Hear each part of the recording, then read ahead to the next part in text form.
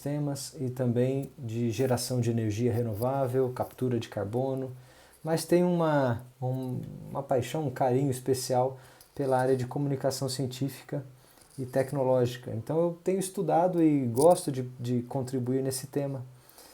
Como deve ficar claro aqui no início da minha apresentação, eu acho que é muitíssimo importante que os engenheiros aprendam a fazer bons projetos, mas que eles consigam comunicar bem os seus projetos. Senão o projeto morre, ele não é comunicado, não é passado adiante.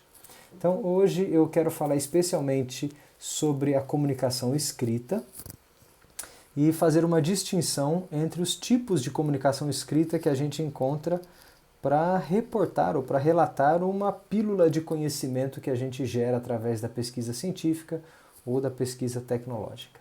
Bom, é um assunto então no campo da comunicação, sem eu ser um comunicador. Então eu não vou tratar aqui de grandes teorias ou conceitos de comunicação. A minha base para falar de comunicação aqui é da base do usuário, ok? Muito no campo da experiência. E talvez muitas coisas eu não tenha explicação do porquê eu faço assim ou eu penso dessa forma, mas elas entram aí no campo da experiência do engenheiro que quer tentar se comunicar científica e tecnicamente bem, né? Ou cada vez melhor. Quem gosta desse assunto pode estudar teoria da comunicação aplicada aí ao meio científico, né? Comunicação científica e assim por diante, que tem muito assunto pela frente. Bom, mas eu parto da seguinte premissa, eu gosto dessa máxima aqui, que um projeto só está concluído quando ele for propriamente comunicado. Não dá para pensar num projeto de engenharia que foi muitíssimo bem feito, bem adequado, atendeu todas as normas, gerou um bom resultado. Se ele não for propriamente comunicado no final, ele não terminou ainda, ele não cumpriu o seu papel. E ser comunicado não significa simplesmente colocar a informação, jogar a informação no ar. Ela tem que atingir com qualidade e eficiência o público-alvo a que você se direciona.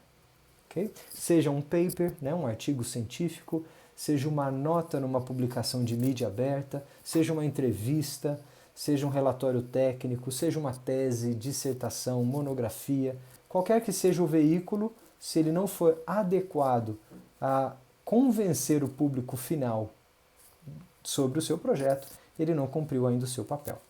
Então, para nós engenheiros, né, a máxima do chacrinha aí vale. Quem não se comunica, se trumbica, porque aí o projeto não existe. É simplesmente assim. Fazer um bom projeto e terminar com ele na gaveta é simplesmente não existir. Ele não saiu ainda do HD para o mundo aí fora. E para quem faz pós-graduação, né, ou vai se enveredar na carreira científica, vai passar 3, 4 anos fazendo aí um doutorado, se não conseguir comunicar o conhecimento gerado na forma de artigo científico, é como nadar, nadar e morrer na praia. Okay? Não pode esquecer da última milha aí, o último sprint final, que é a entrega, a própria comunicação do trabalho. Então não posso enfatizar mais isso, porque eu acho que já está, vocês entenderam a mensagem, não menosprezem a última etapa. Só falta agora escrever o relatório, ou só falta agora escrever o paper, ou só falta agora entregar o relatório técnico, porque é justamente a parte final que é a entrega.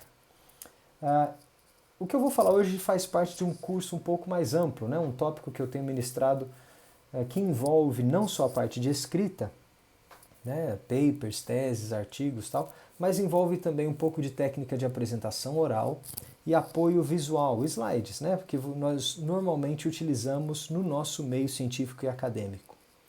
Por que eu digo isso? Porque você pode até fazer um curso de preparação de slides, de retórica, de boa oratória, que existem aí no mercado, que existe aí fora. Mas muitas vezes esses cursos não entendem as especificidades do nosso meio científico e acadêmico. Então eu já vi muita gente que aprende, às vezes, a se expressar, a falar, como se ele fosse vender um produto para um pitch numa empresa. Porque talvez 90% do público que consome esses cursos quer justamente isso, saber se vender ou vender um produto.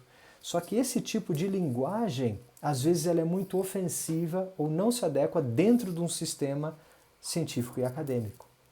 Então, por exemplo, chegar com apresentações muito rebuscadas, cheias de movimento, com linguajar muito descolado para uma apresentação científica e acadêmica, não encaixa. Não é isso que a comunidade científica e acadêmica toma como norma. Por melhor que seja, ou até profissional que seja a sua apresentação lá fora. Talvez caberia muito bem num pitch de uma empresa, né? Quando você está tentando vender um produto, pedir uma promoção, justificar a aquisição de um novo departamento, algo assim. Você tem que mostrar ousadia, intrepidez, domínio, liderança. Mas muitas vezes no contexto acadêmico, esses atributos não se encaixam bem. Eles acabam sendo mal interpretados pela sua banca de doutorado, pela audiência que vai ver a sua apresentação, né? Às vezes como arrogância ou como um cara que não entende o linguajar do meio. Então o que eu falo aqui, claro, é num recorte bem específico para se comunicar bem dentro do contexto científico e acadêmico. Bom? Então, quem sabe um dia no futuro a gente fale das outras duas perspectivas desse curso. Mas para eu falar também da parte escrita, eu preciso tratar rapidamente de alguns elementos de comunicação. Porque esses elementos permeiam todas as áreas, quer seja comunicação oral, visual ou escrita. E o primeiro elemento que eu dou da comunicação básico é que a comunicação exige alguém que emite e alguém que recebe o conteúdo. Você sempre fala, ou escreve, ou transmite para alguém. Existe uma outra pessoa na outra ponta, que é o seu público-alvo. Que, claro, numa apresentação, numa defesa de tese, é a sua banca, que conhece do seu assunto, mas não tão profundamente do seu assunto quanto você. Que se for numa conferência, é uma audiência que foi lá querendo ouvir daquele tema. Então você tem que imaginar, mais do que imaginar, você tem que projetar, conceber quem é o outro lado que vai ouvir a sua mensagem. E não assumir que você está falando para todo mundo, para todo o público.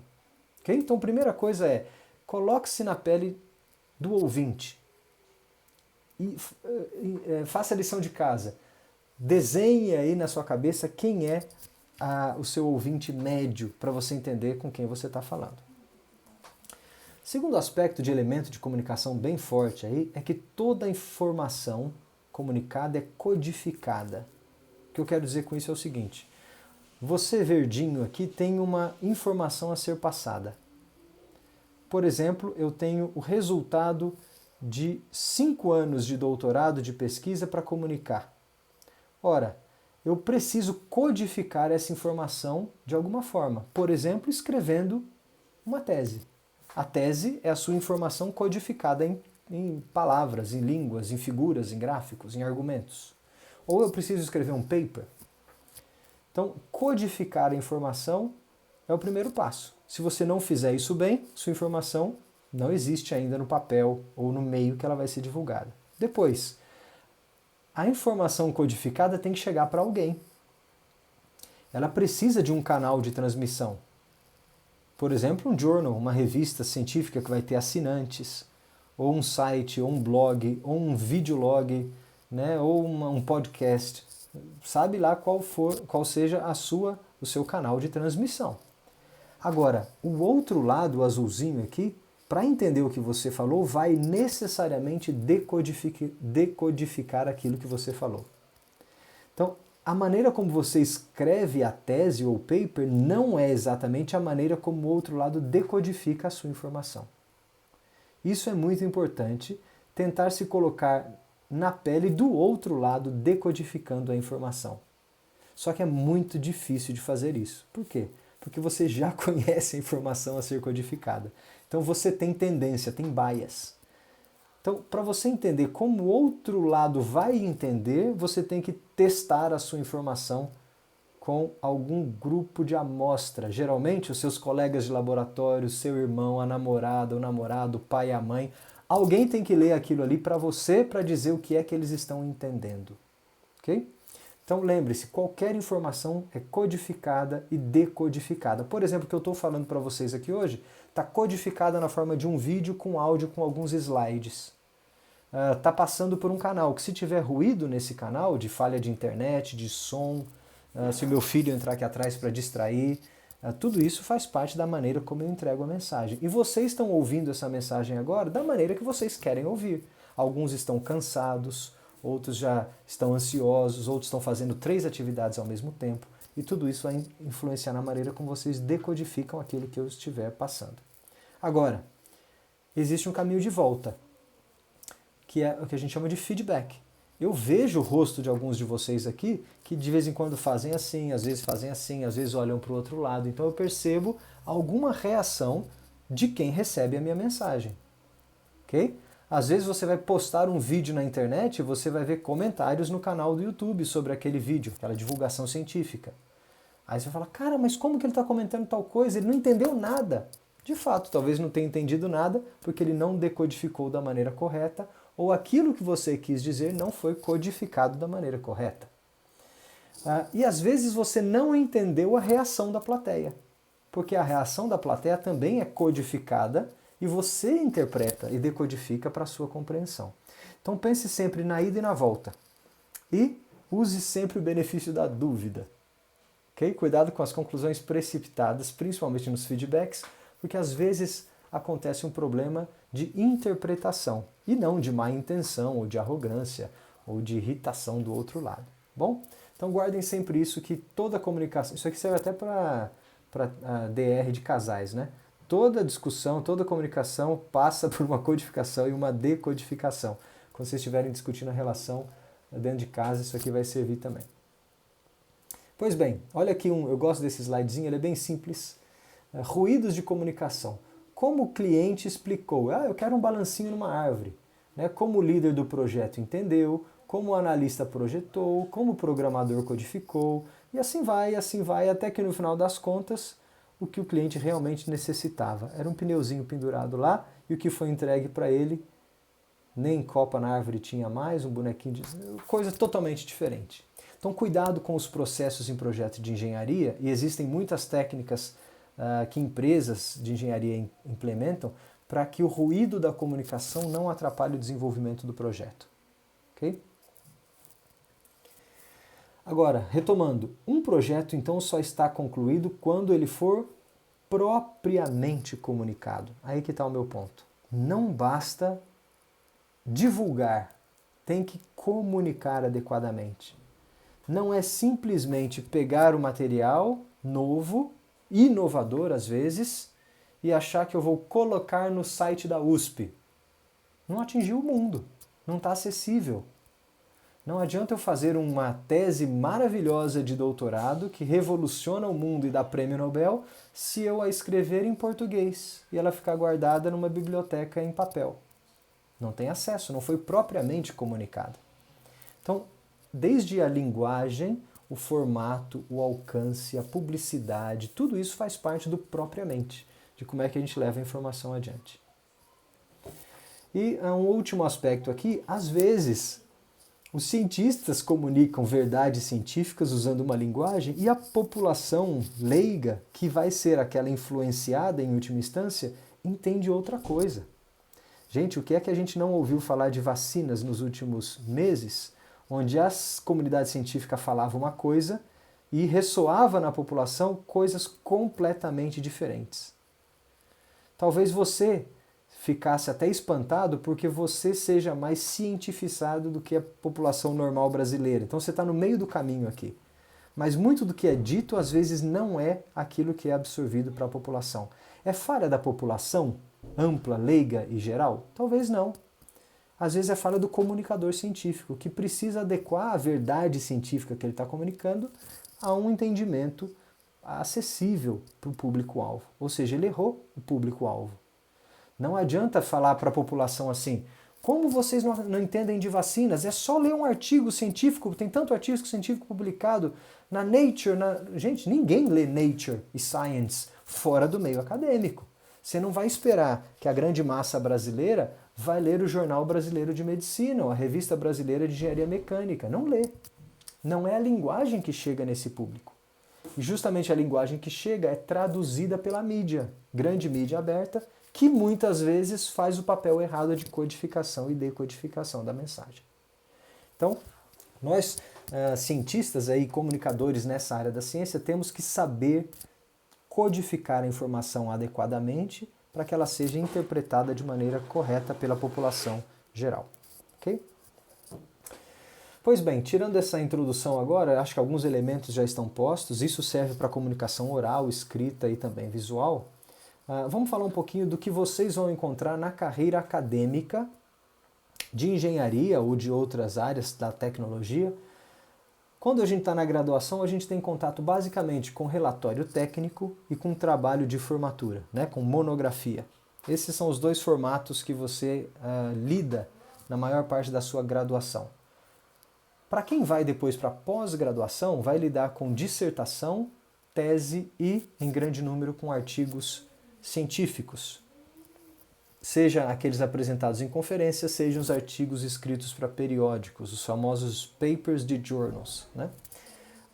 Então, esses 5 elementos aí são os 5 elementos escritos que a gente cruza na nossa carreira acadêmica. Agora, antes de falar de cada um deles especificamente, deixa eu fazer uma ressalva aqui.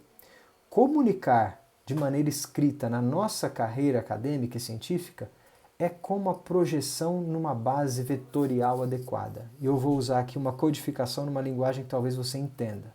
Lembra de Algelin, né? É projetar na base adequada. Muitas vezes nós estamos projetando a informação na base errada. É a base que a comunidade não entende. O que eu quero dizer com isso é o seguinte. Dá uma olhada nisso aqui. O que é que vocês acham que isso representa?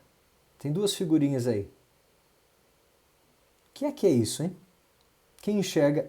Tem uma informação aí, dá pra ver. Tem alguns caracteres. Tem alguma informação aí. Alguém quer abrir o microfone e dizer o que é que acha que isso representa? O que é que está sendo comunicado nessas 2 imagens? A primeira aparece. Por quê? Você vê um sol e você vê algum bemol ali. Depois você vê um monte de triângulozinhos, né? Figuras geométricas. Mas tem ali uma tonalidade, né? Que dá a entender que é uma linguagem musical. E a de baixo?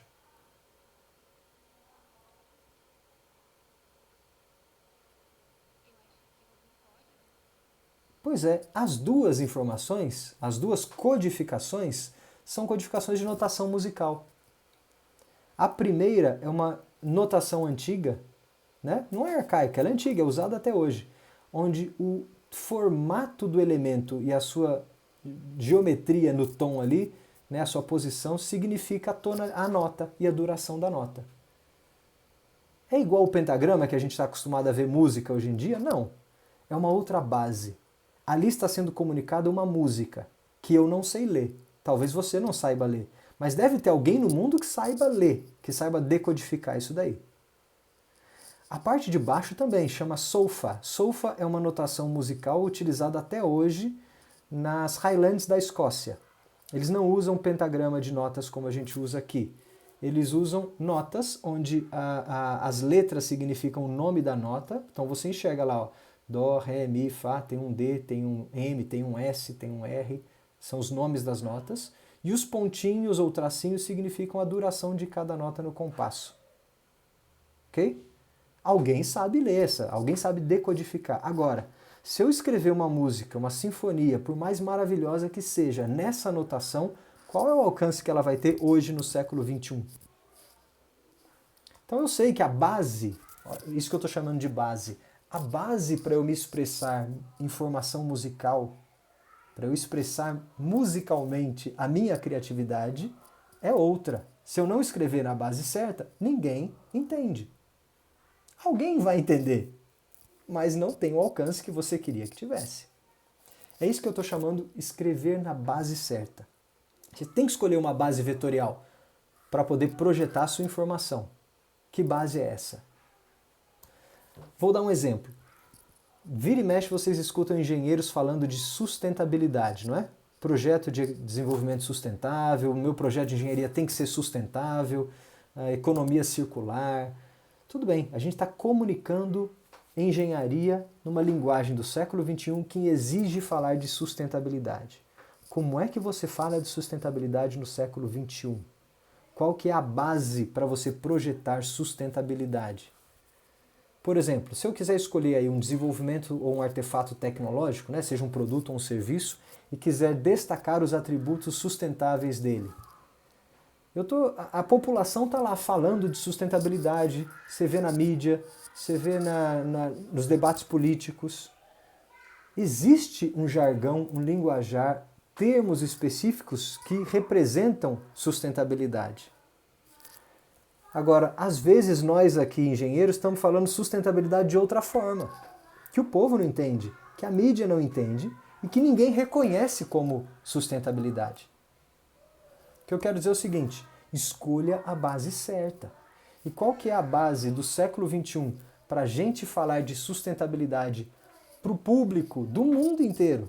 É como se a população do mundo estivesse dizendo assim, ó, usa a base correta para falar comigo de sustentabilidade. Escreva na partitura que eu entenda. Como é que você pode comparar, por exemplo, se uma plataforma oceânica ou uma turbina eólica são sustentáveis? Onde que você projeta? Onde que você projeta a agricultura e a exploração de óleo e gás? Eu posso comparar as duas? Ou estou misturando coisas diferentes? Existe uma base onde os dois sistemas podem ser comparados e a sua sustentabilidade, entre aspas, avaliada? Será que eu posso dizer que vegetais orgânicos são sustentáveis? Agora, existe exploração sustentável de óleo e de petróleo? Depende. Existe. Eu posso ter uma exploração sustentável de hidrocarbonetos de combustível fóssil. Só que isso não é necessariamente entendido numa primeira fala com o público mundial. Se você falar hoje energia sustentável, ninguém vai pensar primeiro em óleo e gás tirado de maneira sustentável. Eles vão pensar em energia solar, eólica, renovável, não é? Porque a sustentabilidade para eles está associada com alguma coisa. Pois bem, nesse campo de sustentabilidade, desafio, que é um desafio global, a base que se usa para falar de sustentabilidade é uma base global, não é uma base SOFA que só funciona na Escócia ou uma base que só funciona no Brasil.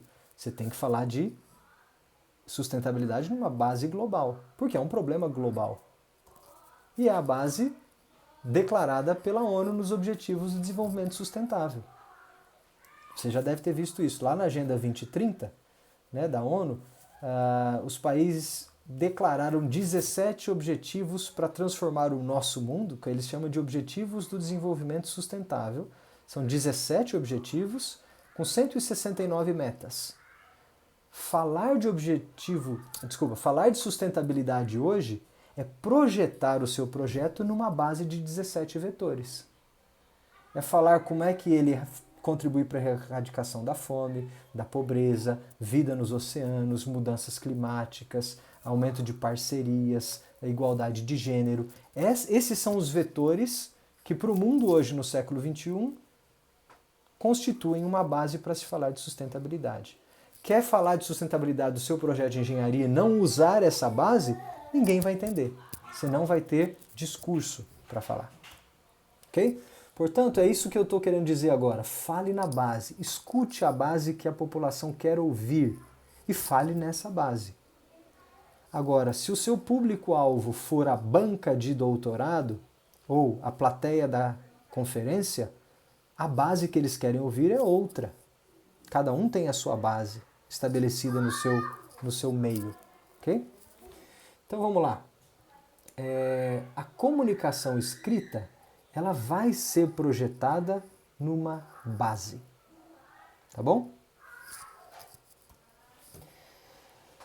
Vamos lá, agora então deixa eu pegar elemento um a um aqui, acho que eu gastei tempo demais, deixa eu ver o horário, vou tocar o barco para a gente poder terminar no horário hoje. O relatório técnico é aquele que registra o desenvolvimento de um projeto técnico. A função dele é registro e difusão.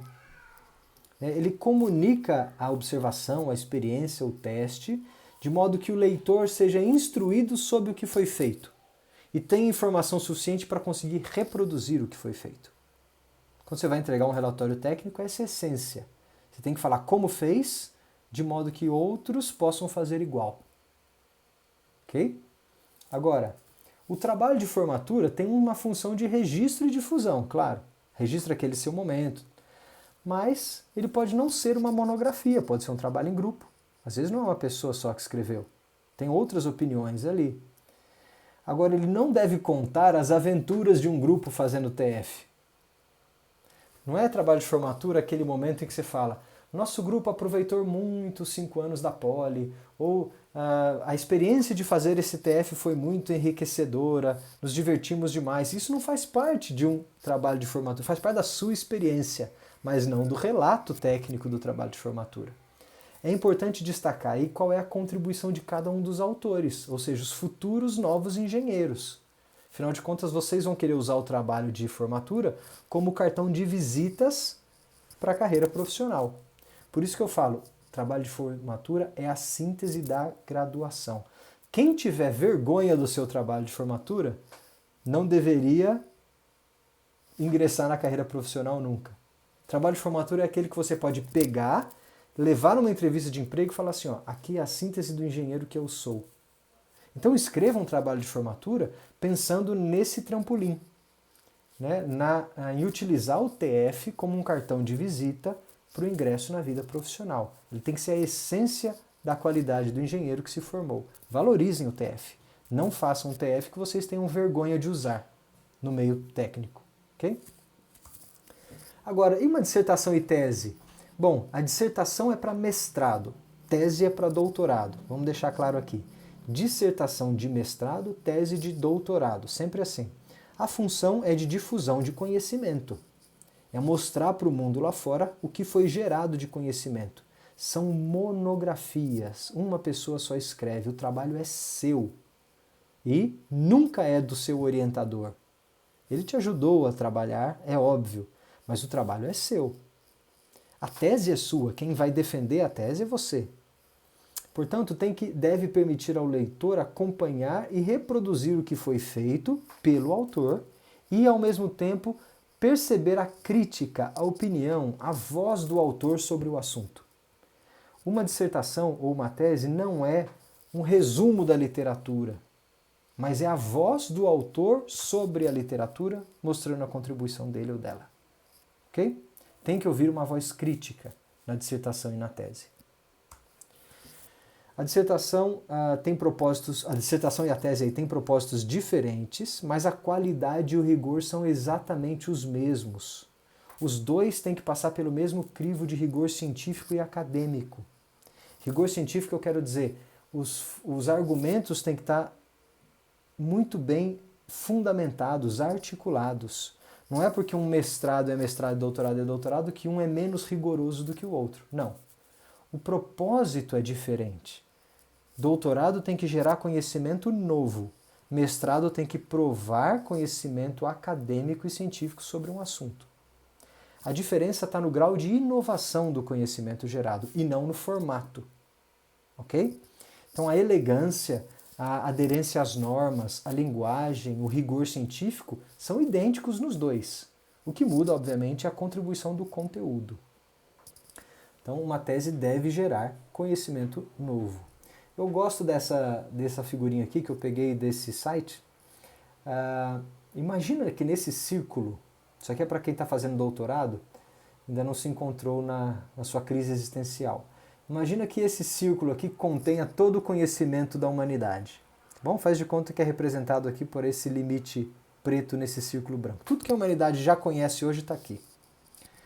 Quando você termina o ensino médio, ou ensino básico, você passa a conhecer um pouquinho do que a humanidade toda já conhece. Passado mais um tempo, você passa para o ensino médio e conhece mais um pouquinho. E assim você vai aumentando o seu raio de conhecimento dentro dos limites da humanidade. Aí quando você vai para a faculdade, você começa a se especializar numa direção. Você não adquire mais conhecimentos gerais, mas você vai numa dada direção, né? Você vai na direção da sua engenharia, por exemplo, no nosso caso aqui da Poli. E você começa a puxar o conhecimento naquela direção. Você faz um mestrado, você se aprofunda um pouco mais. Você vai se especializando numa direção só. até que você lê os artigos, conhece o conhecimento, o estado da arte, e você chega na fronteira do conhecimento humano. Tudo que você podia saber que a humanidade sabe naquela direção, naquele tema, você chegou no limite. Agora, o que é um doutorado, hein? Tá vendo lá aquela bordinha onde você está? Lá você se foca naquela borda, se concentra. Por 3 ou 4 anos você empurra aquela borda até que você faz um calombo. Esse calombo é o seu doutorado. Ou seja, num nicho muito específico, num recorte pequeno do conhecimento da humanidade, você produziu um calombo. Você estendeu o conhecimento da humanidade numa direção. Isso é um doutorado. Requer empurrar a fronteira em alguma direção. Doutorado não é mais do mesmo. Ele tem uma novidade que precisa ser contada. Às vezes o calombo é revolucionário. Às vezes é só um calombinho. Mas ele tem que ser um calombo, ele tem que existir. É claro que quando você está olhando lá no Zoom, esse calombo parece tudo para você. Né? Afinal de contas, você gastou 5 anos só para empurrar aquela fronteira naquela direção. Mas é um calombinho lá no conhecimento da humanidade. Olha ele lá, ele é pequenininho. E tem muita gente empurrando a fronteira em todas as outras direções. Mas não fique com vergonha, porque é o seu calombo, foi você quem fez. Você tem toda a propriedade de dizer que aquele calombo é meu, é a sua tese. Ok? Então, num doutorado é isso que diferencia. Agora, a gente vai divulgar a informação gerada usando então esses meios escritos que existem no nosso meio de atuação. Seja nos relatórios, que a gente vê mais comumente em disciplinas, em TFs, iniciações científicas, seja nas dissertações ou teses, e agora, de maneira muito especial, nos artigos de conferências e periódicos. E por que eu digo que eles são muito especiais? Porque eles têm permeabilidade. É uma pílula de informação. É o que vai ser passado adiante e vai promover mudança e repercussão no meio, é o artigo. A função do artigo é difusão, ela precisa espalhar o conhecimento. Não é o artigo que gera o conhecimento, é ele que espalha o conhecimento, são as pílulas de conhecimento. Tem artigos que você vai apresentar em conferência que mostram um avanço incremental na sua área. Tem artigos que aparecem em periódicos que mostram a conclusão de um assunto na sua área. Então, geralmente, artigos de conferência, eles não são ainda conclusivos no longo prazo, eles estão mostrando um degrau após o outro. Quando você tem um corpo de conhecimento grande o suficiente e consistente, você publica isso como um artigo de periódico, um journal. Mas os dois casos requerem uma grande capacidade de síntese. Lembra, é uma pílula de conhecimento, é alguma coisa que alguém vai gastar 30 minutos, 1 hora para ler. Não é uma tese, um romance. Ele precisa ter utilidade. E a utilidade dele enquanto informação está muito relacionada com a objetividade do artigo. Então não é transformar a sua tese em um artigo gigantesco que conta e que faz difundir o conhecimento, mas é conseguir extrair da sua tese 2 ou 3 artigos que funcionam como pílulas e eles vão ser pulverizados. Ok? Olha aí, os artigos e os artigos de conferência, eles têm coisas em comum, né? E tem formatos muito característicos em todas as áreas. Às vezes, numa conferência, você vai ter uma publicação só de um abstract. Então, aprender a escrever um resumo muito bom é fundamental. Ser bem sintético. Às vezes, você vai ter um extended abstract, né? Que é um resumo de 1 página ou de 2 páginas. Às vezes, você vai ter que comunicar a sua informação através de um pôster. Né? Que a informação visual é muito importante. Você não vai atolar o pôster de informação se ninguém entende nada. É só a essência. Aí, claro, quando você tiver mais tempo e espaço, você vai poder fazer um paper completo, um full paper. Né? Talvez tenha aí 1 dúzia, 20 páginas, depende da sua área. E mesmo assim, nos journals, você tem formas de comunicar um paper. Né? Que é aquela brief communication, aquela comunicação que precisa sair naquele momento, senão alguém publica antes de você. Então, às vezes, você tem uma informação quentíssima, mas ainda não vai dar tempo de terminar a pesquisa, mas você precisa falar que ela é sua. Aí você publica como uma comunicação rápida. Ou como um full paper, né, um artigo consistente, ou como um review. Review é quando você faz um artigo de uma área, dando a sua opinião crítica sobre o assunto. Você faz uma revisão. Okay? E lógico, o mais nobre deles são os invited reviews, que é quando uma pessoa é convidada, reconhecidamente pela sua capacidade na área, para fazer uma revisão do assunto. Tem journals, por exemplo, que só publicam invited reviews. Você não pode se candidatar para fazer um review. Você tem que ser convidado. Ok? Então, aí está num nível de, digamos, numa sequência de importância e até de visibilidade do artigo. Um invited review, todo mundo vai ler e vai ganhar milhares de citações, né? Uma brief communication tem uma função marginal de garantir a sua presença no diálogo. Pois bem, agora, tem muita coisa que a gente pode tratar na escrita científica, né? Escrever um bom paper. E eu quero hoje me concentrar somente aí nos papers, ok? Nos artigos. Claro que um paper tem muito em comum com teses e dissertações, então o que eu falar aqui vai servir um pouquinho para o outro lado, mas eu vou usar a estrutura do paper. Hoje eu vou limitar a falar do conteúdo e da linguagem. Se a gente tivesse mais tempo no futuro, a gente pode falar do uso das figuras, de como fazer uma boa redação, expressão através de equações, bom uso das referências e assim por diante, tá? Mas hoje eu quero falar somente do conteúdo e da linguagem nesse tempinho que me resta. Então vamos pegar aqui, ó. Primeira coisa que você tem que reconhecer, existe uma receita para um paper. É o que eu estou chamando de base. Todo mundo que para ler um paper tem uma base na cabeça. Você lê um paper de uma forma especial. Ninguém lê o paper como lê um romance. Porque existe uma base de compreensão. Você vai direto, você sabe onde está a informação. Existe uma estrutura num paper. E lógico, isso é comum em cada área do conhecimento, tá?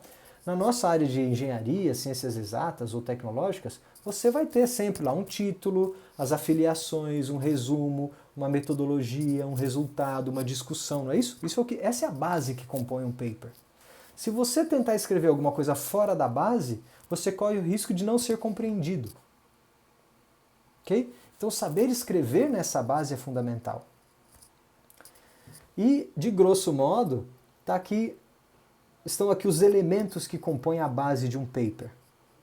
Então, olha só, todo paper vai ter na nossa área um título, um bom resumo, uma introdução, uma revisão da literatura, uma declaração de problemas e objetivos, uma descrição de um método, uma apresentação de resultados seguida de uma discussão, uma conclusão e as referências no final. É nessa sequência.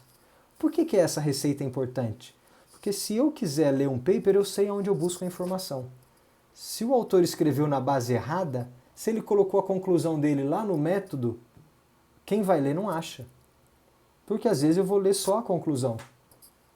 Então se você perdeu a receita, perdeu a base, você pode perder a comunicação decodificada.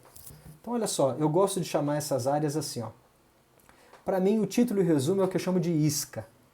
É a chance que você tem de fisgar o seu leitor. Fazer um bom título e um bom resumo é fundamental. É a primeira e talvez única chance que você tem do leitor ler o seu artigo. Introdução, obviamente, vai introduzir, contextualizar. Depois vai ser seguido de uma preparação até que você entrega a mensagem principal, a divulgação. Tem uma conclusão, que é o que todo mundo espera, e as referências vêm aí para dar credibilidade ao seu trabalho. Então, basicamente, essa é a natureza, né? A essência de cada uma dessas partes. E eu divido aí em 6 partes. Muitas vezes você não usa esses títulos para cada sessão, e nem precisa utilizar, mas o espírito do paper está aí, dentro dessa sequência. Okay? Então, olha só, o que é que você precisa colocar num título? O título é a identidade do seu trabalho. Então, ele tem que ser claro e muito objetivo. Não pode ser um título longo. Tem que ser simples, curto e memorável. E você pode escolher um título ousado, mas que fique gravado na cabeça das pessoas para o seu artigo. Quando a pessoa lê o título, ela tem que ter a vontade de querer ler o seu paper. Ok? Tem que despertar o interesse para ler. Cuidado para não fazer um título boring, assim, chato, que ninguém tem vontade de ler, porque às vezes nem entende a quantidade de adjetivos ou de substantivos adjetivados que vão no título. Quando chega no final do título, você nem sabe mais do que se trata o paper. Então, escolher um bom título é a sua primeira isca. E ele tem que dizer o que é que vai aparecer no texto. Então, cuidado com títulos genéricos do tipo Estudo de otimização matemática de plataformas de petróleo. Gente, dá para colocar 50 mil trabalhos dentro de um título desse. Reações químicas para a produção de metano. É tão genérico que dá para colocar um mundo de informação. Esse nunca pode ser o título do seu paper. O título do seu paper tem que contar o que é que você está oferecendo naquele paper. Mesma coisa para teses e dissertações. Ok? Então, depois que você tem um bom título, o resumo é aquele que diz assim, ó, se eu tiver apenas 5 minutos, é a única coisa que eu vou ler. Então, caprichar no resumo não é jogar tempo fora. Ele tem que conter tudo. Não se esqueça das conclusões que tem que aparecer no resumo, porque se a pessoa tiver 5 minutos, é tudo que ela vai levar. Talvez seja a única coisa a ser lida no seu trabalho. Muito provavelmente, a maioria das pessoas que vão pegar o paper, elas vão decidir se o paper é útil ou não para a pesquisa delas a partir do seu resumo. Em 5 minutos, elas vão decidir se elas guardam o paper ou desprezam. Então, desperte o interesse do leitor no paper. Escolha bem suas palavras-chave e o resumo faz a função de segunda isca. Você chamou a atenção, agora é hora de fisgar o anzol. Essa é a ideia do resumo. Ok? Lembre-se que o resumo, geralmente, é aquela informação que é sempre gratuita, que é disponibilizada pelas revistas, né, além dos assinantes. Então, qualquer pessoa tem acesso ao resumo. Ao paper todo não, mas ao resumo sim. Bom, depois a introdução vai dizer o quê? Por que é que eu vou fazer isso? É o contexto, é o porquê. Qual a minha motivação em apresentar esse trabalho? Você tem que preparar o leitor para o que virá na sequência, sem encher linguiça. Porque a pior coisa para quem vai ler um paper, que é por natureza muito objetivo, é perceber que o paper está contando tudo que a pessoa já sabe. Para fazer revisão da literatura completa, eu que sou da área, eu busco os papers originais. Eu não quero saber de toda a revisão da literatura num paper. Eu quero saber onde é que o seu trabalho entra empurrando a fronteira do conhecimento. Então eu quero ouvir a voz crítica do autor e não um catado geral de toda a literatura. Então seja breve e destaque somente o que for necessário. Faça uma leitura de trás para frente. O que é que eu preciso colocar na introdução para preparar o meu leitor para o que vem depois? E somente isso. Aí sim você vai para a revisão da literatura. Aí você vai dizer, veja o que é que já fizeram nesse assunto. Aí você vai identificar os trabalhos mais relevantes e mostrar o que já foi feito, sendo crítico na sua revisão. De novo, eu não quero um catado, eu como leitor não quero um catado de toda a literatura, mas eu quero saber o que é que você, autor, pensa da literatura e às vezes até pensa de mim, porque eu posso ser um dos autores citados por você na literatura. Então discuta na revisão apenas o que for útil para você entregar a sua informação depois. Objetividade é tudo aqui. Agora sim, você vai dizer, depois que você contextualizou e mostrou onde estão os buracos, dialogou com a literatura, aí você vai dizer, veja o que é que eu vou fazer nesse artigo. Aí você destaca de forma bem breve o que é que você vai apresentar. E o leitor não pode ter dúvidas do que ele vai encontrar. Depois que ele ler o seu objetivo, ele tem que entender exatamente o que é que você vai entregar. Ok? O objetivo às vezes não está numa seção chamada objetivo. Às vezes ele é um último parágrafo da introdução, às vezes ele está ali disfarçado em algum lugar. Mas ele precisa entregar em algum momento uma declaração formal do que é que você propõe a oferecer naquele paper. Depois você vai dizer, olha, isso aqui é o que eu vou te entregar, agora você vai ver como que eu fiz. O que é que eu usei para fazer? Você vai apresentar as ferramentas, seja um método numérico, um método experimental, uma modelagem analítica. E, de novo, nesse momento, não reinvente a roda. Porque muito do que você vai utilizar provavelmente já foi utilizado na literatura por outras pessoas. Você tem que destacar aquilo que for útil sem precisar partir lá de segunda lei de Newton, porque Leonardo da Vinci estudou tal coisa, aí você vem contando aquela história. Não é isso que faz a objetividade do paper. Entregue o método, né, como você fez, agora você vai dizer o que você fez. Veja só o que eu fiz. É isso que você vai dizer nos resultados. Apresenta de forma bem clara, abuse das boas ilustrações. Capriche, gaste tempo fazendo as ilustrações. Eu gasto um tempo do meu curso só falando de ilustrações de paper. Mas as ilustrações são a alma de uma boa entrega de resultados na nossa área tecnológica. Pense bem nos gráficos, nos esquemas e destaque aí nos resultados o que é importante para você, dialogando com a literatura anterior. Porque você tem que levantar a bola agora para a sua discussão. Você vai dizer na discussão, veja o que eu fiz e ninguém mais fez. Agora na discussão você vai destacar os seus resultados comparando com os resultados da literatura. E vai mostrar que o seu resultado tem relevância. Senão, é perda de tempo. Se chegar na discussão e o leitor perceber que o seu resultado é irrelevante para o conhecimento do tópico, ele perdeu o tempo dele. Então use a revisão crítica anterior, aquelas bolas que você levantou lá na revisão da literatura, agora é a hora de você cortar. Você tem que conseguir fechar aquilo que você abriu lá atrás. Ok? E feita essa análise, dialogando com a literatura, destacando o que você fez e mais ninguém fez, aí você vai dizer, veja só o que só eu fiz e que será útil para você. Então, na conclusão, você tem que destacar a utilidade do que você fez. Foi feito tal coisa de tal maneira, foi concluído assim, e isso serve para aquilo.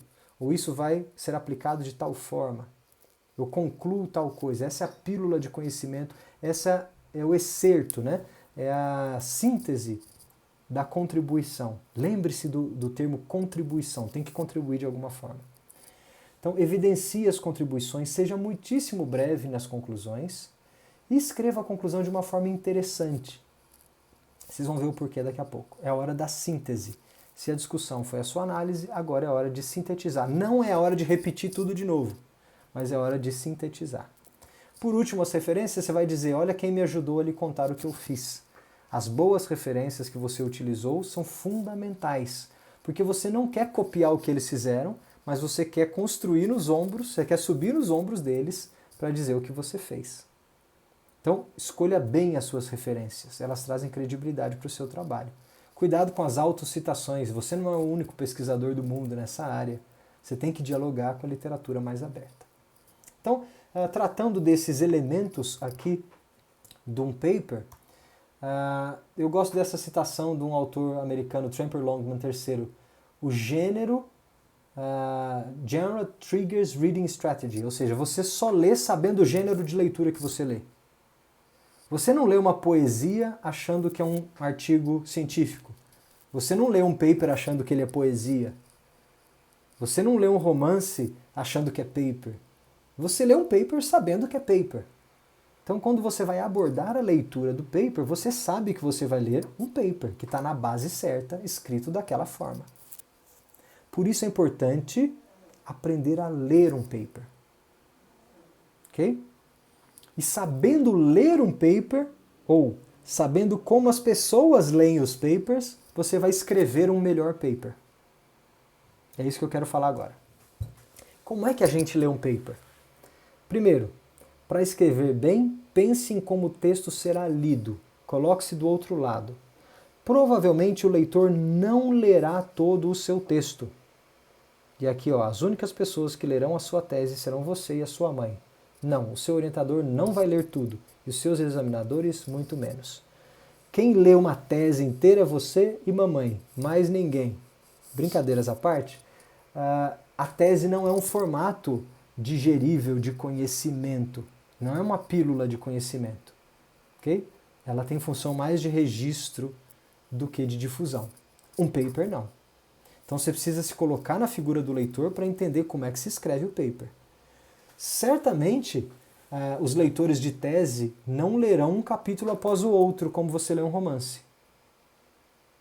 Provavelmente você não lê tese assim, abrindo da capa e vai de uma capa até a outra. Você busca informações na tese que te interessam. E quem lê um paper assim também. Você pinça informações do paper. Por isso é importante você saber aonde as informações estão. É importante saber a base. E se você colocar a informação no lugar errado, ninguém vai conseguir pensar a informação que quer. Aí que tá. Escreva de acordo com o gênero de leitura. Então olha só, como é que se lê um paper? Antes de falar como é que se escreve, vamos pensar como é que se lê. Primeira coisa, nós não lemos um paper do começo ao fim. Um paper não é um romance. Talvez no início da sua pós-graduação você até comece a ler papers do início ao fim. Você senta lá com uma canequinha de café do lado e fala, agora eu vou ler um paper. Aí você começa com a introdução e vai, e vai. Você vai fazer isso umas 2, 3 vezes até você perceber que não é a maneira mais eficiente de você ler um paper quando você vai ter 200 papers para ler no seu doutorado inteiro. Então você precisa sistematizar uma forma de adquirir informação rápido desses artigos. E por onde é que vocês acham que a gente começa a leitura de um paper? Quem vai conversar comigo aí? Fala. Pelo resumo? Não, antes disso, o título, né? Primeira isca é um título. Opa! Então, primeira coisa, onde a gente começa é o título. Por quê? Claro, porque o título, o leitor começa por lá. Primeiro ele vai ler aquilo lá. Se o título interessar, ele vai continuar. Se ele não entender o título, ele não prossegue. E quantas vezes eu já fui indicado, assim, já me indicaram um paper que eu já tinha passado o olho pelo título, mas não li, porque não me interessou na hora. E era paper bom. Depois um aluno fala, mas professor, você não leu esse paper aqui? Eu falei, cara, não li. Mas tem tudo a ver com o meu trabalho. Eu falei, não percebi isso pelo título, não me interessou. Às vezes é um título mal escrito. Quando você faz aquelas buscas lá no Science Direct, no Scopus, vão aparecer 500 títulos. É igual o Tinder, né? Você joga para um lado e joga para o outro, joga para um lado e joga para o outro. Porque em 3 segundos você tem que decidir se você fica com o paper ou não, pelo título. Então capriche no título, ok? Porque a gente começa a ler pelo título. Depois, obrigado por quem falou, o segundo ponto é o resumo. Depois que ele leu o título, se interessou, ele vai direto para o resumo. Se ele tiver pouco tempo, é tudo e só o que ele vai ler. Então o leitor deve entender o texto todo somente lendo o seu resumo. Ele precisa entender tudo pelo resumo. E a maioria dos leitores vai parar por aí. Ok? Depois, vocês acham que a gente vai para onde? Depois que você lê o resumo, qual que é a terceira parte do paper que a gente lê? Quem vota? Resultado, conclusão, vamos ver? Conclusão. Por quê? Você já leu o resumo, você já sabe mais ou menos do assunto. Você quer saber agora, com um pouco mais de detalhe, se a conclusão apareceu no resumo, ótimo. Mas agora você quer saber com um pouco mais de detalhe o que é que aquele paper entrega. Afinal de contas, a conclusão é o que vai te servir para você estender a sua pesquisa. Então, se você gostar do resumo, você vai ler a conclusão. Essa é a parte que mais interessa, é a parte que entrega a novidade. Se ela lhe interessar, né, e o seu trabalho for útil, aí o leitor vai ler o resto do paper. Agora, se ele perceber que a sua conclusão não é útil para ele, o leitor não vai ler o resto do seu paper. E essa decisão ele faz lá na conclusão. Então vocês que vão ler paper, muitos, eu recomendo que façam isso também. Lê o resumo, opa, tem chance disso aqui ser bom. Leia a conclusão.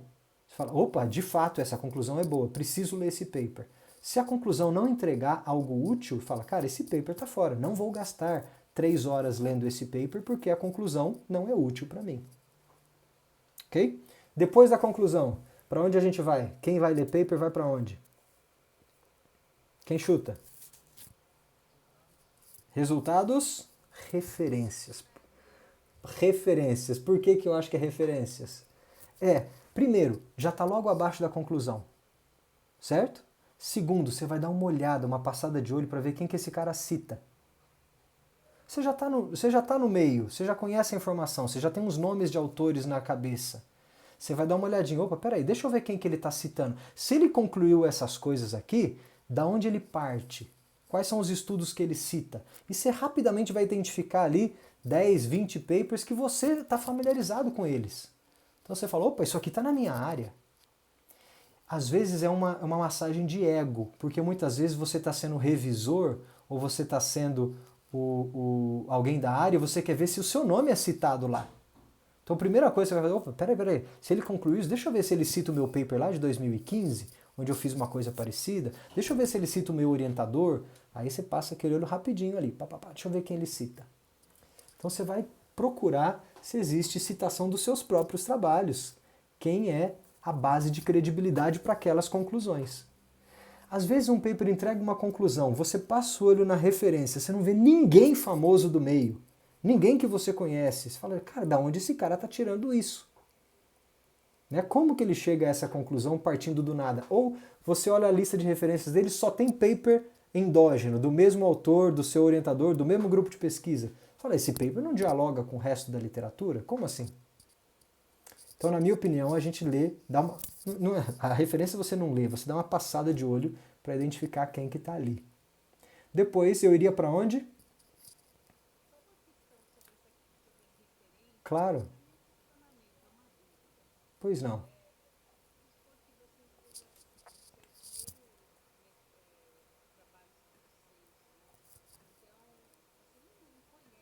Isso.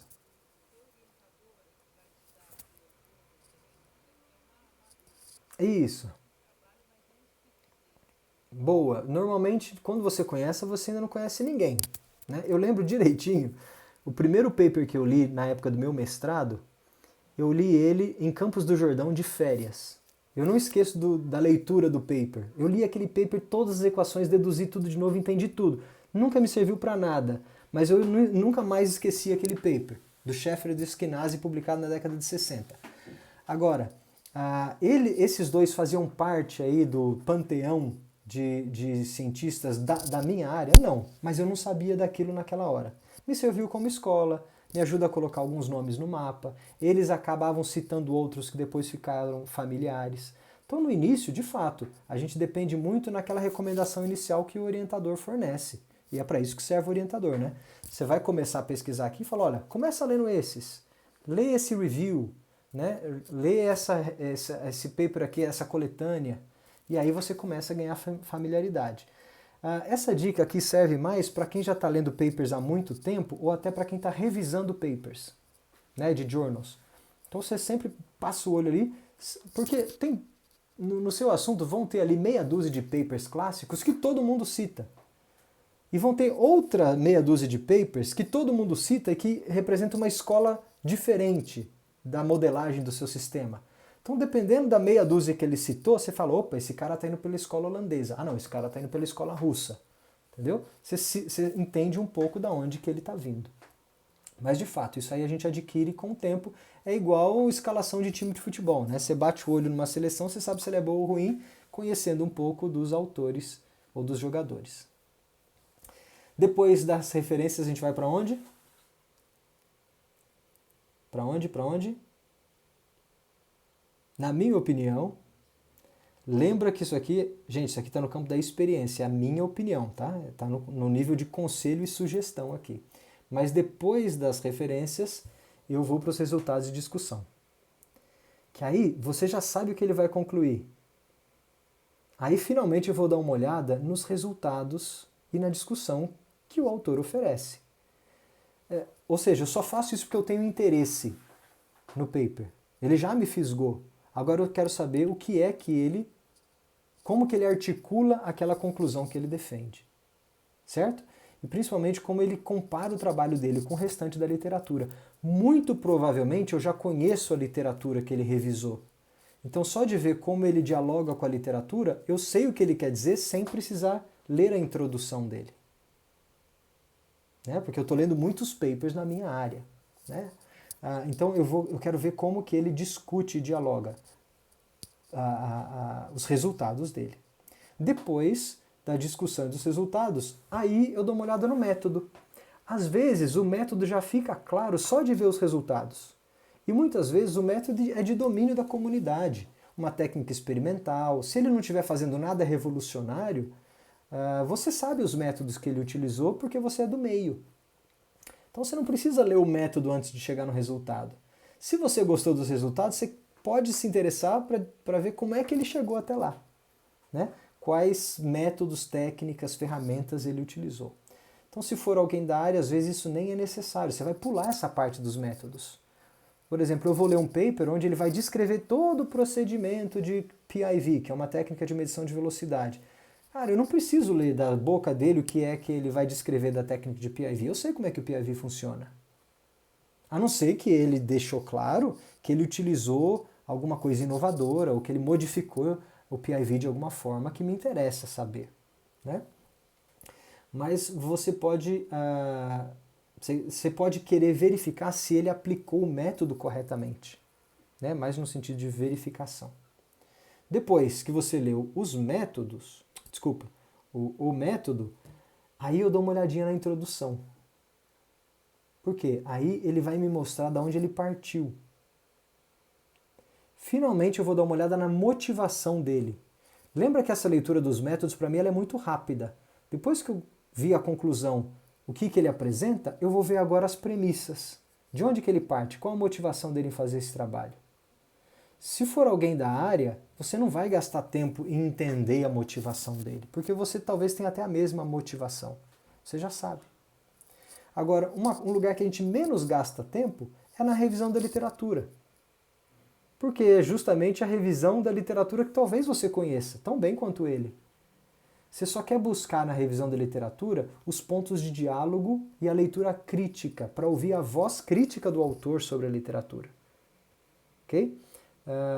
Então aí você vai acabar pensando na literatura justamente aqueles autores polêmicos ou aqueles pontos que ele deixou em aberto na discussão, ou o que é que ele acha que está o buraco da literatura que ele está tentando preencher. Você pode se interessar pela literatura principalmente se ele citou os seus trabalhos, ou se ele revisou algum trabalho seu. Né? Você quer, opa, peraí, deixa eu ver o que esse cara fala da minha produção. Né? Geralmente o paper vai para você como revisor porque ele te citou nas referências dele. Então, o que ele está falando de mim? Deixa eu ver onde que eu me enquadro aqui. Esse é um objetivo genuíno também. Por último, o objetivo aqui é só uma formalidade, se é que você vai ler. Essa altura do campeonato, você sabe exatamente o objetivo do paper. Na verdade, esse objetivo ficou claro quando você leu o resumo, lá em cima. Ok? Então, o objetivo aqui é só para terminar a lista dos 9 pontos, mas não necessariamente é uma leitura linear, né? Você vai retornar ao objetivo toda vez que você precisar reler o texto, só para relembrar qual foi o objetivo dele, que ele fez. Então, na minha visão, é assim que eu leio um artigo. Não é de capa a capa, não é como um romance, mas eu vou pensando coisas que me interessam. E eu vou fazendo o julgamento se eu avanço ou não, dependendo do interesse que o paper mantém. Se ele mantiver o meu interesse, eu sigo adiante. Se não, eu percebo que eu não preciso seguir adiante. Se eu já conhecer muito do método, da literatura, de tudo mais, eu não gastei tempo lendo. Eu peguei o que eu precisava das conclusões e analisei como ele fez e o que ele fez. Certo? Bom, para terminar, da mesma forma, nós não escrevemos um paper do começo ao fim. Se a gente não lê um paper do começo ao fim, minha sugestão para vocês é que não escrevam um paper começando pela introdução, depois a revisão bibliográfica. Não é assim que a gente escreve. É assim que você põe no papel, mas não é assim que você começa. Para mim, a gente começa com resultados. É óbvio. Primeiro, se você não tem resultado, você não tem paper. Você tem que ter resultado para poder ter paper. Você não vai escrever um paper esperando os resultados chegarem. Você tem que ter o resultado, você tem que saber o que você vai concluir. Esses são os dados frescos que estão na sua cabeça, geralmente onde você passou mais tempo analisando, fazendo figura, trabalhando no MATLAB, ajustando, sei lá, os seus gráficos. Comece com figuras e gráficos sintéticos que mostrem a essência dos resultados. Escreva a discussão e os resultados ao redor desses gráficos. Então eu costumo fazer assim. Eu falo assim, ó, quais são os 2 ou 3 gráficos que sintetizam a informação do meu paper? Aí eu coloco eles, capricho neles e coloco lá. Quero apresentar a informação dessa forma. E aí agora eu vou escrevendo em volta dos gráficos. Depois que eu escrevi os resultados, para onde vocês acham que eu vou? Quem chuta? Discussão. Discussão. Estou lá com os resultados fresquinhos na cabeça, ao mesmo tempo que eu estou descrevendo os resultados, eu estou discutindo, certo? Lógico que eu já conheço a literatura, lógico que eu já sei o que é que eu vou dialogar, criticar na literatura. Eu só estou falando como eu começo a escrita. Conhecimento eu já tenho, como eu ponho no papel é a sequência que eu estou dando. Antes de terminar de escrever os resultados, você já pode e deve começar a discussão. E aí você vai e volta entre essas duas sessões. Pô, tal coisa eu declarei o resultado. Parágrafo de baixo eu vou discutir. Aí o outro eu volto, discuto. Então você vai descobrindo se é melhor você apresentar todos os resultados primeiro e fazer uma discussão depois, ou se é melhor você apresentar um resultado, discutir, apresentar, discutir. Depende muito da maneira que você está explicando ou aquilo que você está redigindo. Mas eu trabalho nessas duas sessões ao mesmo tempo. Várias vezes até que elas fiquem boas, né, em conteúdo. Não polidas em linguagem, mas boa em conteúdo. Depois eu vou para a conclusão. Ora, eu tenho um rascunho da conclusão nas minhas mãos. Eu sei o que é que eu quero concluir, senão eu não teria paper. Não se preocupe em fechar o capítulo e achar que você nunca vai voltar para ele. Mas você vai, após discutir os seus resultados, você já vai ter uma conclusão em mente. Ok? Agora, pode acontecer que às vezes a conclusão não venha assim madura. Pode ser que ela só venha com o amadurecimento das ideias, principalmente quando você está escrevendo uma tese. Porque às vezes você começou a escrever as discussões dos resultados lá em janeiro, e a escrita da tese é um processo que vai levar um ano inteiro. Aí a conclusão só vai aparecer lá para o final de julho, agosto. Então aí não tem problema. Mas quando você está escrevendo um paper, é porque você já sabe a conclusão que você vai tirar. Então aí é mais fácil de colocar um rascunho da conclusão no papel. E para mim a conclusão, eu sempre passo de uma estrutura de tópicos. Eu concluo o quê? Pá, pá, pá, pá, pá. Esses são os pontos fundamentais da minha conclusão. Depois da conclusão, eu vou para onde? Aí eu faço o caminho inverso. Porque aí eu já sei, olha que legal, os resultados que eu vou discutir e a conclusão final, eu vou apresentar essencialmente os métodos necessários para que ele entenda o meu resultado. Nem mais nem menos. Então, se eu usei 3 técnicas, eu vou apresentar 3 técnicas. Eu não vou discutir todos os métodos possíveis da literatura que eu não utilizei. Então, sabendo exatamente o que você precisa, você escreve o capítulo ou a sessão anterior.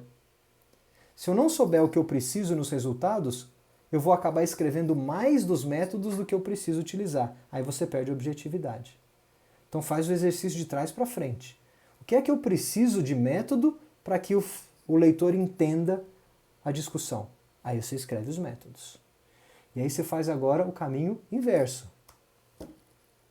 Agora que você já tem uma ideia do seu resultado, da sua discussão, da conclusão, faz um rascunho de um bom objetivo. Declare o seu objetivo. Porque é justamente aquilo que você entregou depois. Você sabe já o que você entregou. Então agora declare o que você vai entregar no seu objetivo. Feito isso, agora eu estou pronto para revisar a literatura. Não é que eu vou ler os papers pela primeira vez, não. Agora eu estou pronto para colocar no papel a minha opinião crítica sobre a literatura, porque eu sei exatamente o que é que eu preciso para poder suportar as minhas informações que eu já escrevi lá na discussão. E lembre-se, a revisão da literatura tem que ser uma revisão crítica do autor. É o que o autor pensa sobre a literatura, e não uma coletânea de toda a informação possível naquele tema. Não escreva o óbvio, né? E o importante agora, levante a bola para o que você vai cortar depois. Você já sabe o que você vai cortar depois. Você já sabe que o seu paper veio para reformular a forma que o paper do fulano dizia. Então escreva do fulano, criticamente, dizendo que tem um furo ali na teoria dele e que você vai fechar aquele furo depois. Então escreva criticamente a literatura já sabendo as bolas que você vai cortar lá no final. E aí você... Pois não. Quem está falando? Desculpa que eu só ouço uma voz, mas não sei quem está falando. Lúcia, diga, Lúcia.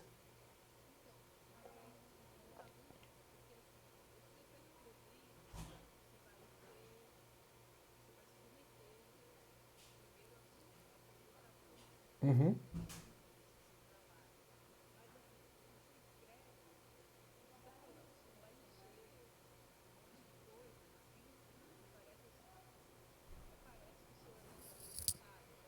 Que a banca não sabe, é. Claro. Isso.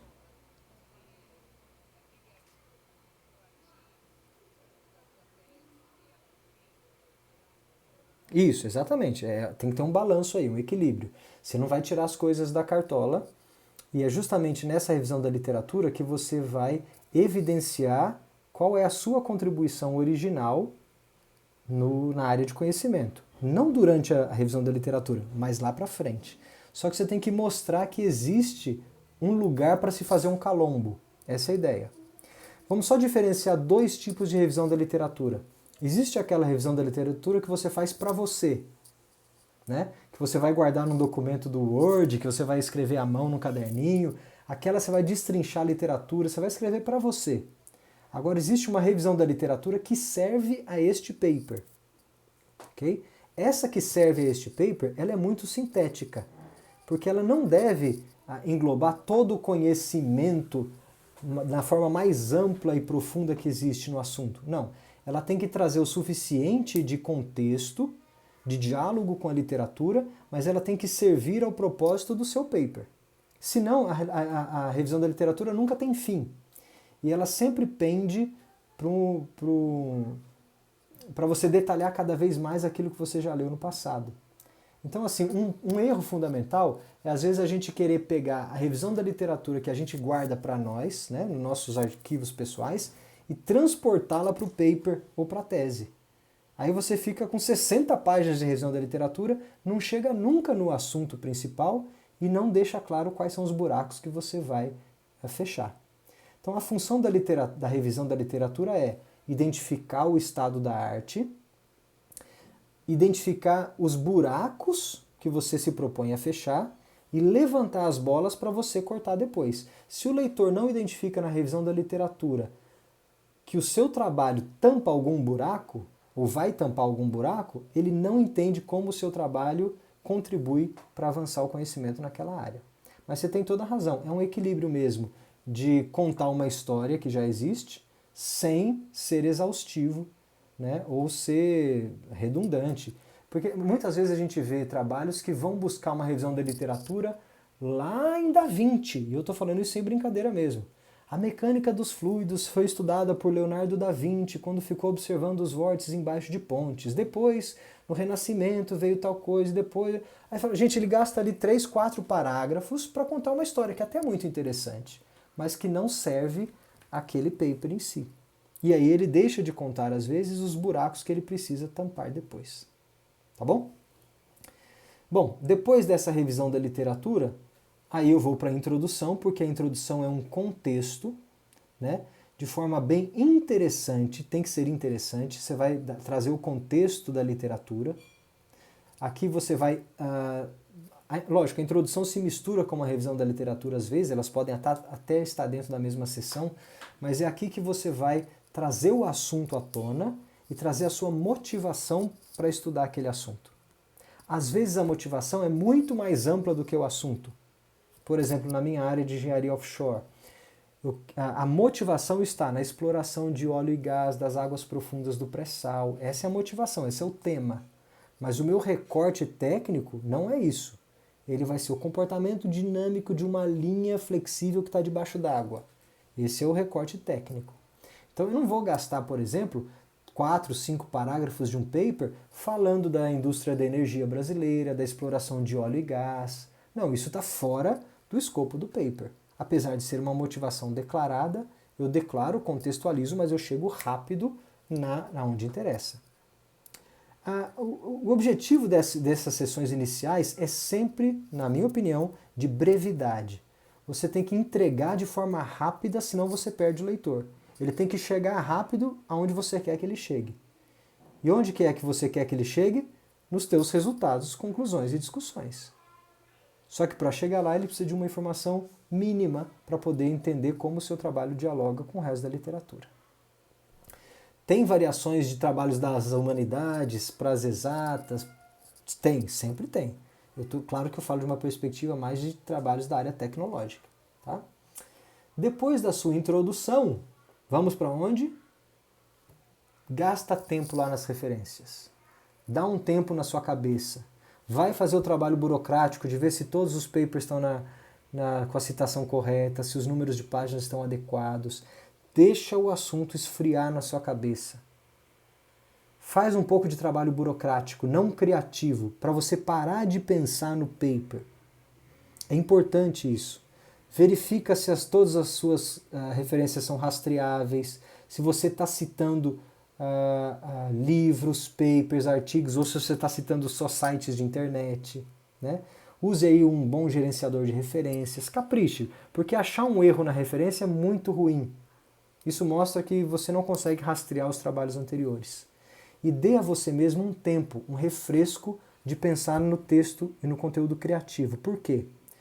Depois que esfriar a cabeça, né, você vai levar aí alguns dias, usa um fim de semana, descansa, não encosta mais no trabalho, aí você junta várias voltas nessa espiral até que isso aqui convirja e fique bom.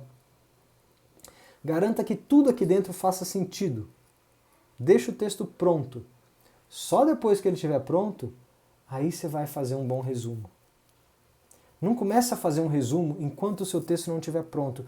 E aí você consegue pensar sentenças chaves do seu texto que você fala, cara, isso aqui eu escrevi tão bem, tem que estar no meu resumo. E aí você começa a levar isso para cima. E aí sai um resumo que diga motivação, contextualização, literatura, resultados, discussão e conclusão num resumo de poucas frases. Ok? Capriche no resumo.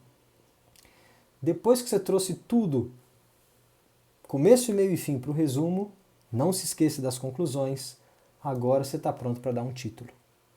Somente dê um título depois que você entendeu exatamente o que o seu paper entrega. Você tem que estar com aquelas palavras-chave bem digeridas, elas têm que representar exatamente o que o seu texto vai entregar.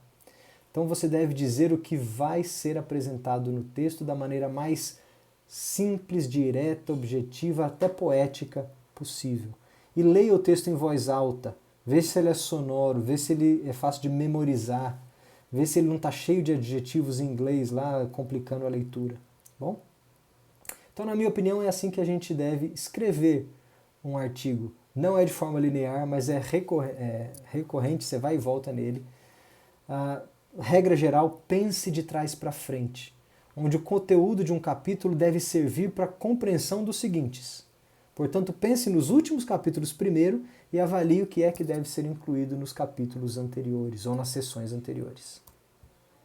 Minha receita. Crie uma estrutura de tópicos, monta um esqueleto primeiro. Não sai escrevendo parágrafo como se fosse máquina de escrever lá. Só em filme que eu acho que acontece isso, de você pegar aquela inspiração e sair batendo letra após letra. Vai por tópico. Depois dos tópicos, vire sentenças, depois as sentenças viram parágrafos. E assim você vai começando pelas grandes ideias e recheando os tópicos com sentenças e parágrafos, né? Eu gosto de geralmente começar escrevendo em volta das figuras, das ilustrações. Dicas rápidas finais aí. Meu tempo já deve ter estourado, né? Não use mais que 3 níveis para explicar algum conceito. Evite lá na sua tese, dissertação ou paper ficar com 1.1.1.1.1 item A. Você perde o leitor, ele perdeu a organização. Né? Estruture o seu texto de modo que você não precise de tantos subníveis assim. Se for o caso, você precisa de mais capítulos para explicar. Mas cuidado com aqueles capítulos gigantescos com muitas subseções. É muito fácil se perder na organização da leitura. Avalie o que é norma, né, aquilo que é estritamente necessário, e aquilo que é boa prática, ou recomendado pelo bom senso. Por exemplo, eu sei que hoje ainda existe alguns que vão defender que lista de figuras e lista de símbolos estão na norma e tem que estar em todas as teses. Mas eu vou pelo bom senso e eu aconselho os meus alunos, se não quiser colocar lista de figura, não ponha. Porque não tem mais função no século XXI uma lista de figura. Isso aí servia quando você redigia um texto na máquina de escrever e as figuras ficavam todas lá como um anexo no final. E você precisava buscar a figura à medida que você lesse o texto. Hoje não faz sentido. O seu editor de texto coloca a figura no lugar certo. Então gastar 10 páginas no início com lista de tabela, lista de figura, não faz sentido mais. Lista de símbolo talvez faça. Então avalie bem o que é norma e o que é bom senso. Leia muitos textos da sua área e capture bem o estilo e a forma de como se escreve na sua área. Cada área tem um jargão, tem um ritmo de leitura, Escreva simples para que o mundo inteiro consiga entender. Quanto mais você ler na sua área, mais você vai conseguir escrever na sua área. Certamente você começará lendo. Você vai ler muito antes de começar a escrever. Quando você tiver lido, quando estiver lendo os artigos, escreva já a sua opinião crítica sobre o texto e guarde em um arquivo separado. Essa é a revisão bibliográfica que eu falo que a gente faz para nós mesmos. Para você não ter que voltar toda vez e ler o artigo de novo. Então, quando você ler um artigo, suponha que você já leu só o título e o resumo, você decidiu que não serve, escreve lá no papelzinho, artigo de fulano de tal não serve para nada porque ele não faz nada. Assim você evita de ter que voltar algum dia e achar que tem que ler aquele artigo de novo.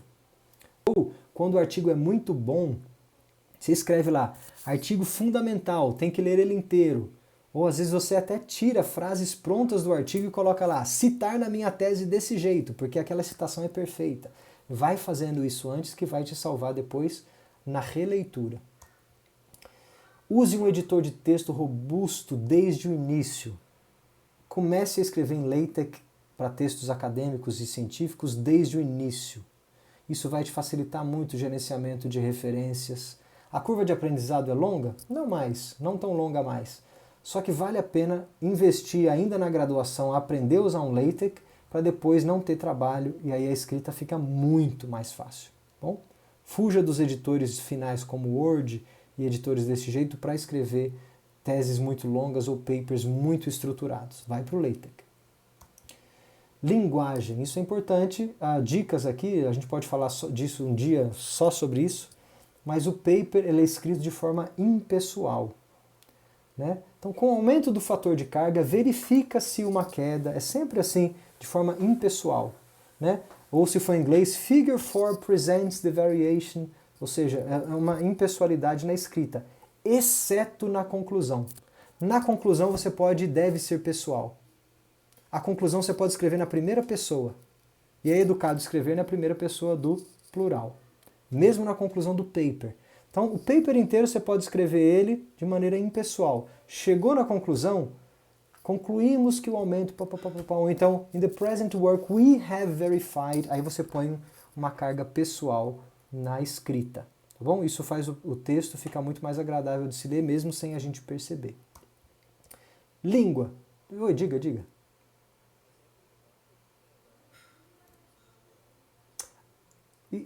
Isso é uma norma de gentileza, para não parecer arrogante.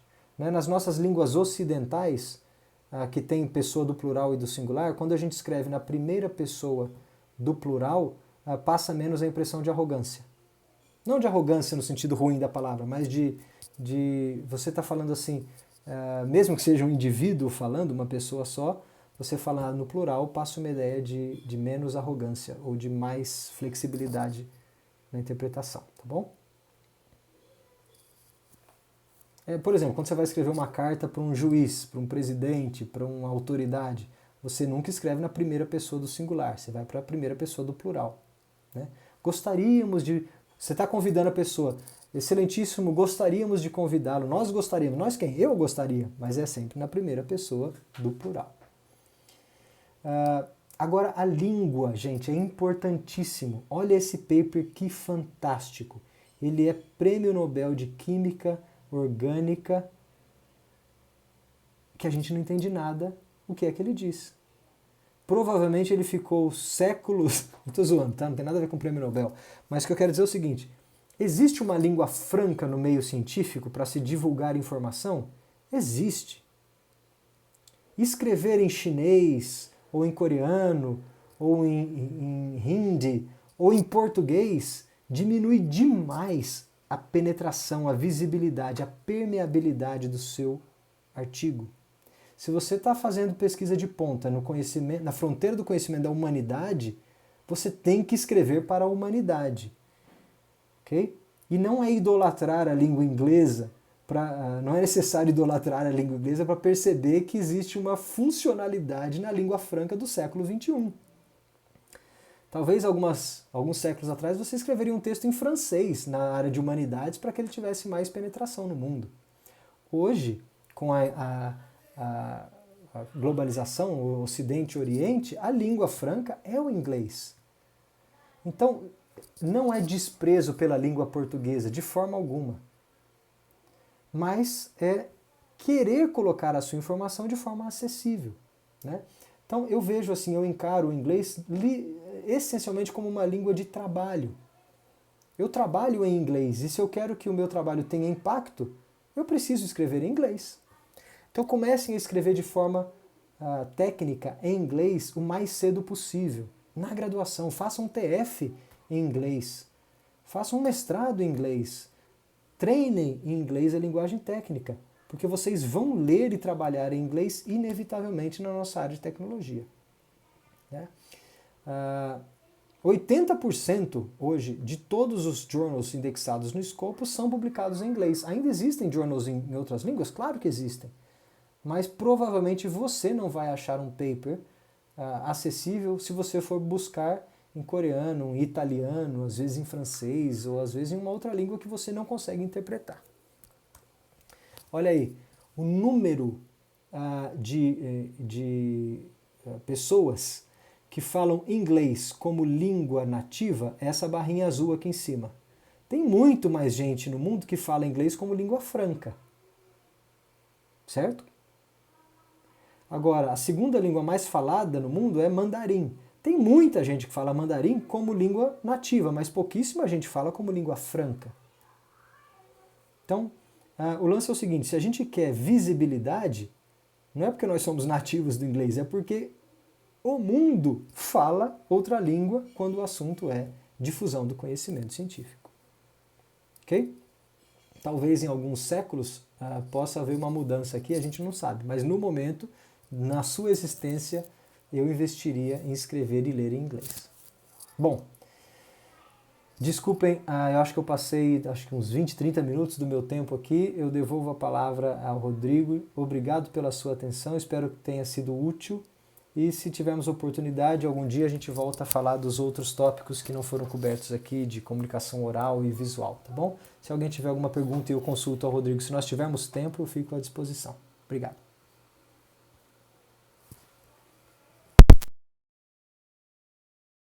Quem tiver pergunta, pode fazer aí, pode abrir o microfone, mandar no chat, acho que isso sempre vai. Eu queria fazer uma pergunta aí. Pois não. Gostaria de saber, Gustavo, assim, eu estou na pós-graduação, né? E um desafio para a gente é produzir mais de um artigo, né? Às vezes 2, 3, durante o mestrado. E a gente tem que buscar os recortes exatos para não ficar artigos repetitivos, né? Mesmo que seja de revistas ou congressos diferentes. Quais as dicas de atenção aí você poderia nos dar a respeito disso aí, dos recortes do mesmo trabalho para produzir 2 ou 3 artigos, né? Ô Rodolfo, eu estou entendendo assim, você produziu o conteúdo e você agora quer transformar esse material em artigos, é isso? A própria Por exemplo, você quer transformar a sua mestrado, né? Isso, você quer transformar a sua dissertação em artigos ou a sua tese em artigos, né? Primeira coisa, eu não acho que tenha nada errado em você fazer o recorte adequado da sua dissertação para publicação. Ou seja, não é assim, eu tenho uma dissertação, tenho que gerar um artigo. É impossível você comprimir a informação da sua dissertação num artigo. Ok? O inteligente para mim é o seguinte, vai na sua conclusão, por exemplo, na sua conclusão da tese. Veja qual é o ponto forte ali da sua conclusão, a sua principal tese. Veja como você escreve um artigo que tenha um único objetivo e um único ponto focal, que é essa conclusão. Talvez se você tiver 2 conclusões fortes na sua tese, você consiga produzir 2 artigos com pontos focais bem definidos. Claro que um vai dialogar com o outro, né? Mas os 2 podem ter introduções muito semelhantes, podem usar do mesmo método, mas as conclusões são essencialmente diferentes. Fazer mais do mesmo é errado, é plágio da próprio autor. Escrever a mesma coisa de outra forma, não estou falando para você fazer isso. Eu estou falando, se você tem 2 pílulas de conhecimento distintas nas suas conclusões, você pode escrever 2 artigos. Agora, se você tiver uma pílula secundária, né, um corolário, uma decorrência do seu trabalho, pode ser que dê um outro artigo ainda. com menos originalidade do que os 2 primeiros, por exemplo, mas ainda dá uma pílula. Quando eu falo pílula de conhecimento, é aquilo que é consistente. Ou seja, que tem uma história a ser contada, que explica alguma coisa e que conclui alguma coisa. Isso é consistente. Okay? Agora, pode ser que ao longo do seu mestrado, além da sua conclusão final, você desenvolveu uma ferramenta, um método muito bom de análise. Pode ser que o seu método de análise dê um artigo em si mesmo, publicado às vezes num journal de análise ou de métodos. Por exemplo, métodos numéricos, métodos experimentais. Aí o foco não é mais a sua conclusão, mas o foco é o seu método. E é extremamente legítimo você poder dizer a contribuição que o seu método trouxe. Então você pode escrever um artigo, um outro recorte da sua mesma dissertação, enfocando agora o objeto como o método. Entendeu? Suponha que você tenha feito uma super revisão da literatura e essa revisão da literatura levanta muitas questões que você não conseguiu responder. Geralmente é assim mesmo. As nossas revisões de literatura levantam aí uma gama de questões que a gente vai responder 2 ou 3. Talvez você possa escrever um artigo que seria open questions no assunto, né? Ou seja, uma revisão, uma opinião crítica de quais são os pontos em aberto.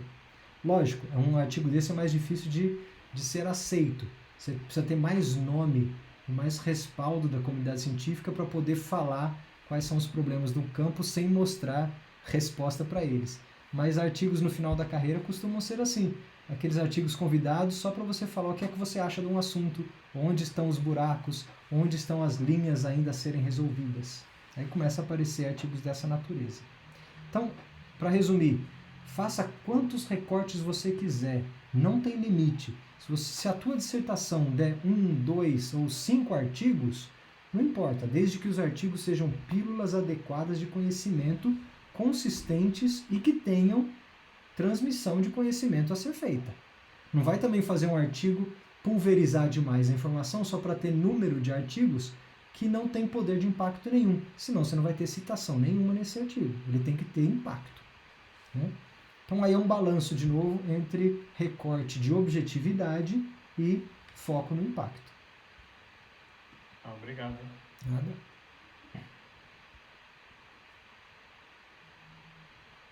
Alguém tem mais alguma pergunta? Eu teria uma pergunta, mais uma curiosidade. Diga, Leonardo. Em termos assim, eu já me deparei com vários artigos, pelo menos na minha área, que são em hindu ou em chinês. Qual que é a tua área? Hoje em dia... Qual que é a tua área, Leonardo? Oi? Qual é a sua área? Bom, eu faço iniciação científica em pesquisa de polímeros, de blendas poliméricas, Tá. misturas de elastômeros. Então a China é muito forte Legal. nessa área e tem muita pesquisa lá. Então tem muitos artigos que são em hindu ou em chinês. Existe alguma forma prática hoje em dia de se ultrapassar essa barreira em si, de eu conseguir ter acesso? Porque eu realmente às vezes vejo que tem material bom em chinês. Repara só, se você está tendo dificuldade de conseguir a informação, provavelmente o autor não pensou na facilidade que ele daria para o mundo inteiro conhecer aquela informação. Então não cai no mesmo erro, em primeiro lugar. Ou seja, ele codificou de uma forma que ninguém consegue decodificar. Certo? Agora, regras práticas. Antes de você sair traduzindo, né, o texto inteiro, traduza só o resumo, vê se vale a pena. Ok? Se for um tradutor do Google, é fácil e barato, mas às vezes você tem que pagar para alguém traduzir, vai com calma, traduza só passo a passo. Agora tem uma dica anterior ainda. Geralmente, quando alguém publica um paper num journal local, numa língua local, se o paper for bom mesmo, daqui a pouco eles vão publicá-lo em inglês num journal de visibilidade. Então, traduza o título e pegue o nome dos autores e faz uma busca mais ampla. Não vai ser exatamente o mesmo paper, mas às vezes o conteúdo daquele paper vai aparecer dentro de outro recorte, dentro de outro paper. Se for de fato importante e interessante, vai acabar saindo em alguma revista em inglês. E eu falo isso até para os próprios brasileiros. Muitas vezes a gente publica na Revista Brasileira de Engenharia de materiais, sei lá, na Associação Brasileira, que tem uma revista em português. Quando o paper às vezes é muito bom, o próprio autor percebe e faz um journal em inglês internacional e tenta publicar um mesmo material ou ligeiramente diferente fora. Então repara, se for bom mesmo, às vezes está em outra fonte. Agora, se tiver só em hindu, paciência, né, cara? É pedir para ninguém ler, é pedir para não ser útil. Essa é justamente a minha crítica. É fazer um negócio para que ninguém veja. Né? É a mesma coisa de eu fazer e colocar na gaveta, porque o mundo inteiro não vai entender. Né? A não ser que você tenha alguém que faça o caminho do meio. Realmente. Muito obrigado, professor. Nada.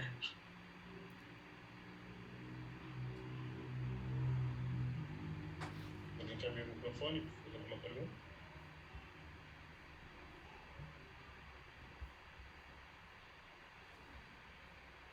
Bom, acho que é